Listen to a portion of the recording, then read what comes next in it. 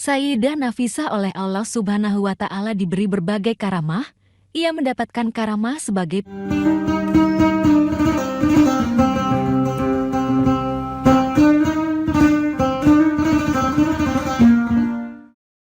wanita yang sangat taat, tekun, istiqamah, dan selalu ikhlas. Sayyidah Nafisah oleh Allah Subhanahu wa Ta'ala diberi berbagai karamah.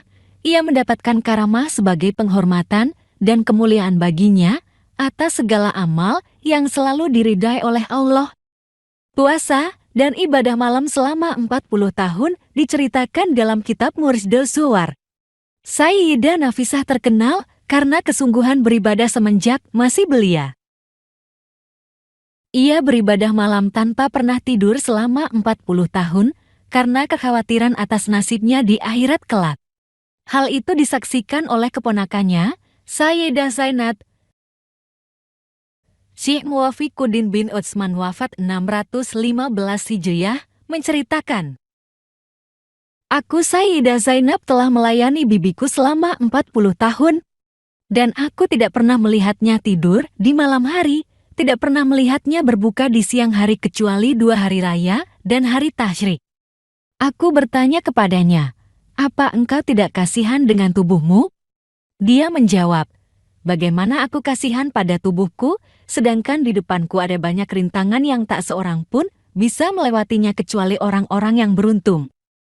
Begitulah keadaan para kekasih Allah. Ia rela merasakan ketidaknyamanan, tekanan, bahkan rela membuang waktu istirahatnya demi ibadah sebagai upaya mendekatkan diri kepada Tuhannya. Sayyidah Nafisah rela hidup dengan keadaan tidak nyaman secara materi. Sebab baginya yang terpenting adalah bisa beribadah dan mendekatkan diri kepada Allah. Tidak ada yang lebih berharga dan lebih penting selama hidup di dunia selain mendekatkan diri kepadanya dengan memperbanyak ibadah.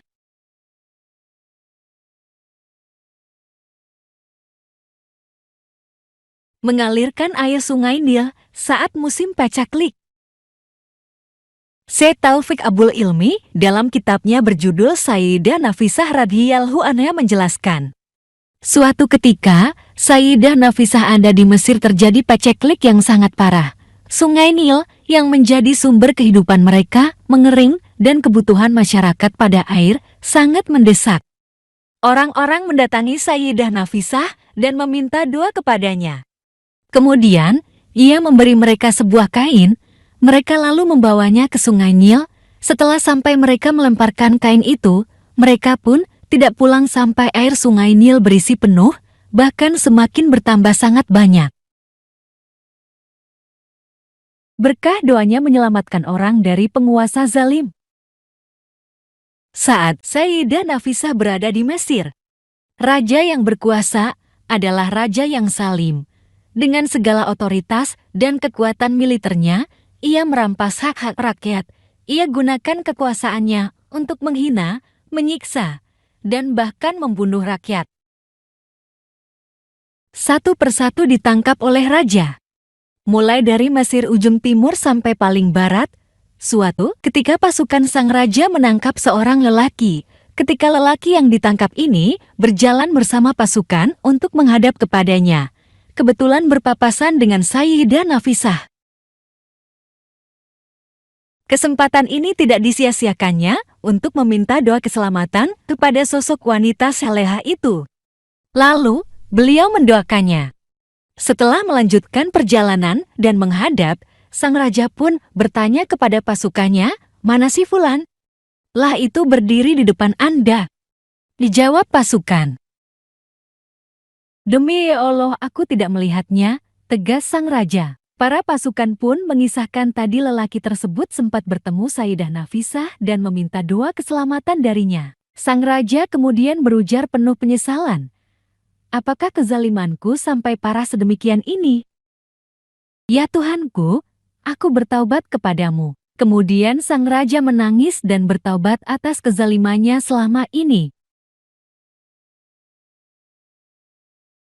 Air wudhunya sembuhkan penyakit. Beberapa tahun ada di Mesir. Sayyidah Nafisah hidup bersama masyarakat.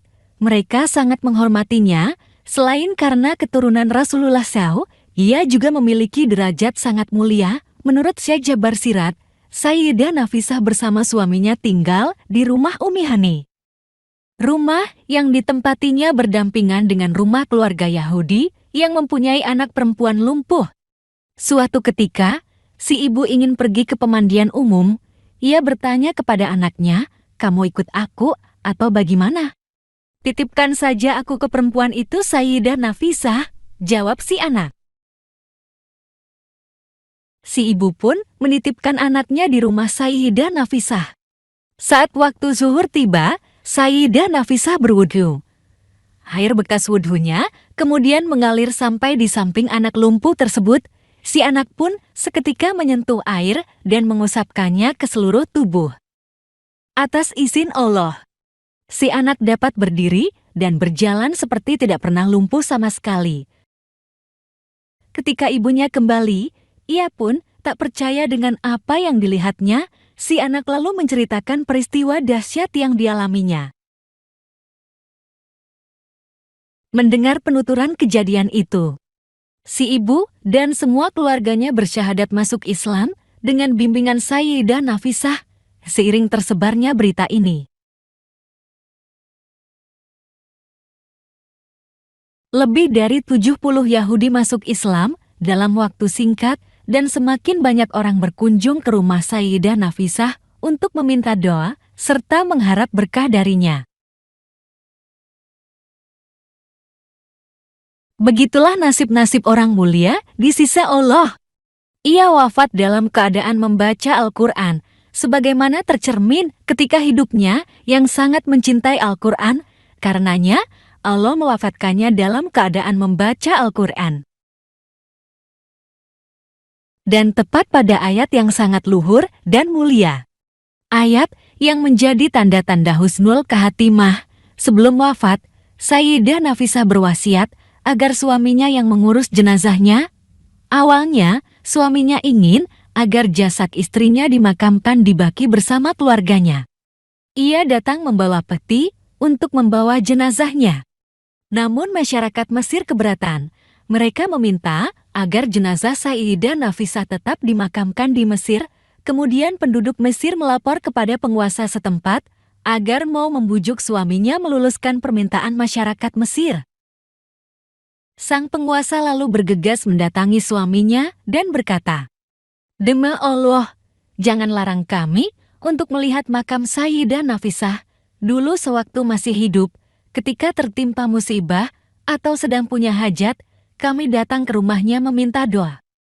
Maka, tinggalkanlah jenazahnya di sini, sehingga jika kita punya hajat, kita bisa bertawasul dan berdoa kepada Allah di samping makamnya."